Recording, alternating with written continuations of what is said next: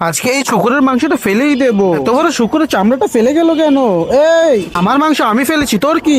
তুমি যে এটা ফালাইছো এটা দেখে ফালাইবা না, আমার শৈলে আসছে লাগছে, এ লেগে তো চিল্লাচিল্লি করতেছি। তুই বেটা আসলে একটা ফালতু লোক, আমি কি দেখেছি তুই এখানে কি করছিস? তুই কি চোখে দেখতে পারিস না? তুই কি অন্ধ? যাক ভালোই হয়েছে, এত বড় শুকুরের মাংসটা বাসায় নিয়ে যাবো, তারপরে খাবো ফ্রাই করে।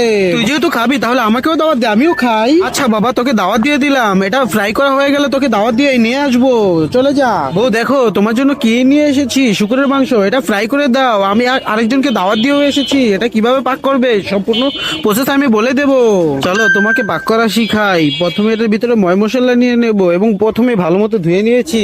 আমরা যারা ইসলামকে ভালোবাসি এবং ইসলামের সবকিছু মানি তাদের জন্য শুকুর খাওয়া হারাম। আমাদের মুসলিম ভাই ও বোনেদের জন্য এটা সম্পূর্ণ হারাম করা হয়েছে ইসলামের তরফ থেকে। অবশেষে শুকরটা পুরোপুরি ফ্রাই হয়ে গেছে, এখন এখন এটাকে নামিয়ে খাবো। অবশেষে অপেক্ষা শেষ হলো। ফ্রাইটা তুমি আগে খেয়ে দেখো কিরকম হয়েছে। মজাই লাগছে। ইয়াম্মি। অনেক সুস্বাদু রে, অনেক সুস্বাদু হয়েছে।